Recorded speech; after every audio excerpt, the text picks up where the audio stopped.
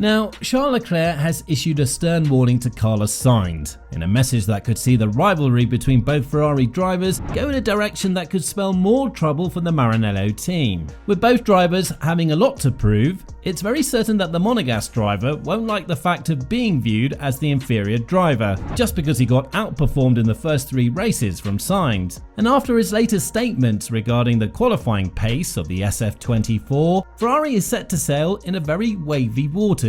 So, could we see a strong battle between these two? And if so, who will emerge victorious? Charles Leclerc was left with a lot of question marks in his head after Saturday's qualifying session, which saw him start at the race at P8, and that's definitely humiliating when you consider the fact that he drives the second fastest car on the grid. Regardless, the race pace was on another level, with Leclerc having the least amount of degradation compared to the rest of the grid, losing just 0.005 seconds in this regard per lap. Compared to Sainz and the Red Bulls, this is almost 3 times better, and the only factor in which Ferrari would have to improve is the race pace, but in order to get there, Ferrari needs to have a better qualifying day as well. The change of car has seen the SF24 being more optimized for race conditions and not for qualifying one-lap performance, and the fact that Sainz and Leclerc started P4 and P8 went to prove that to a further extent. Regardless, Leclerc finished P4 and gained 4 positions on a track that was very hard to overtake on. On top of that, he was the only driver on the grid to finish the race on a one-stopper strategy, which goes to show that Ferrari can count on him a lot in the upcoming races, especially in Imola, when the team is set to bring a vast amount of upgrades to the car. But Leclerc needs to outqualify his teammate Sainz first in order to be the prioritized driver when it comes to the team's tactics. And when talking about this matter, the Monegasque driver sent a fierce warning that there isn't any segment in which he cannot improve or adapt in due time. Obviously, Leclerc was known as one of the best qualifying drivers on the grid, so while this altercation of the car helped him nourish the tyres a lot more, it does give him the challenge to navigate throughout the setup and the characteristics of the car on Saturday, and to say that he would have had a legitimate chance to fight for the race win had he started at the front row is not a far-fetched scenario when it comes to the Suzuka race. Elaborating on this matter even further, Leclerc went on to say, "I think as a driver you always have to do a step back and look at the weekend as a whole. There is one thing that we could have done better, which is the way we're preparing the tyres for the qualifying lap. Because as I said yesterday, I was happy with the lap, but I just didn't have enough grip available. And this is mostly coming from the lap before trying to get the tyres in the right window.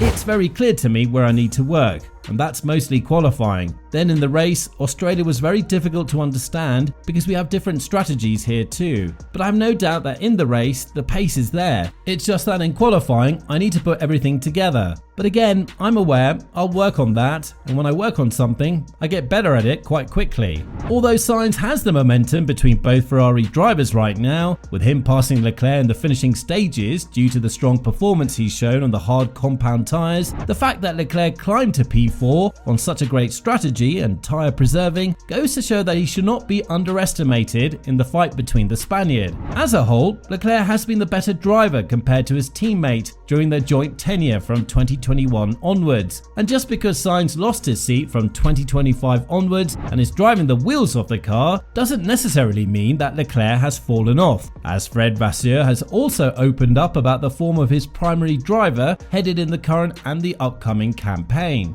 When talking about this matter to a further extent, Vasseur was quite relaxed when it came to Leclerc's current slump and how he failed to match the pace of Sainz, in a race that reminded us a lot about Monza 2023, where it was Sainz who was ahead and Leclerc was given the order to not attack for position but to maximise the points, whereas in Suzuka, the tables were turned and Sainz made an easy move on his teammate. Elaborating on this matter even further, Vasseur said that it's just a one-race thing and Leclerc will bounce back even stronger, adding, "I'm not worried about Leclerc's form at all. Charles finished second in Australia, which I think is something 18 other drivers on the grid would like to have done. Today, he lost only 1/10 to Carlos, and he knows very well where he needs to improve. We're talking about only one lap, one segment. The season is long, and I'm not worried about it at all." But what's even more important is that the pace that Ferrari demonstrated in Suzuka without any upgrades, quite the contrary, they were able to halve the gap to Red Bull and improve the race pace from last year by almost 0.6 per second, even though the Austrian team made a huge step with the latest upgrades and will continue to do so in Imola.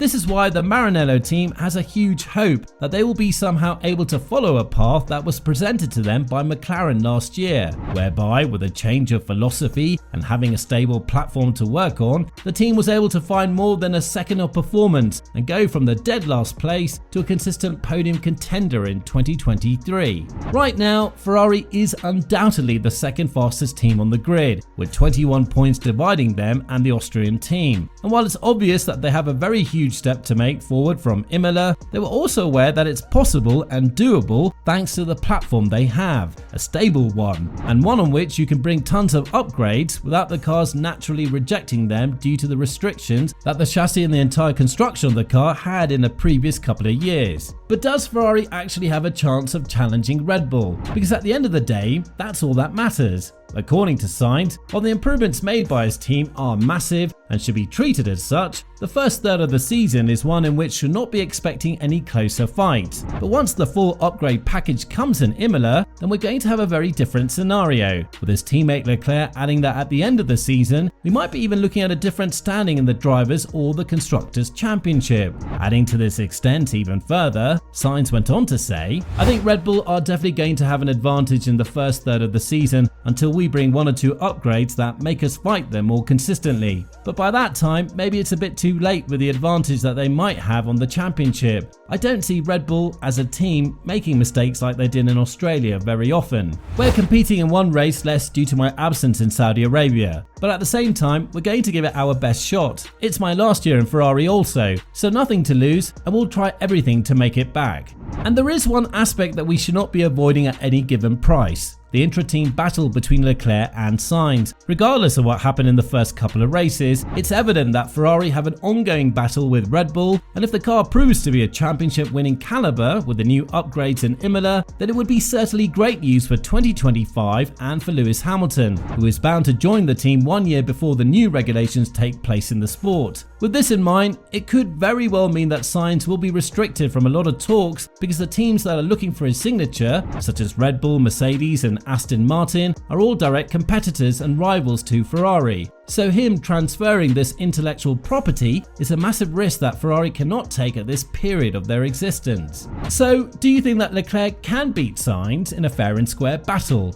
And more importantly, do you think that he can improve the qualifying pace and therefore give Red Bull a run for their money once Imola and the 2.0 version of the SF24 is introduced to the F1 world? Let us know in the comments down below.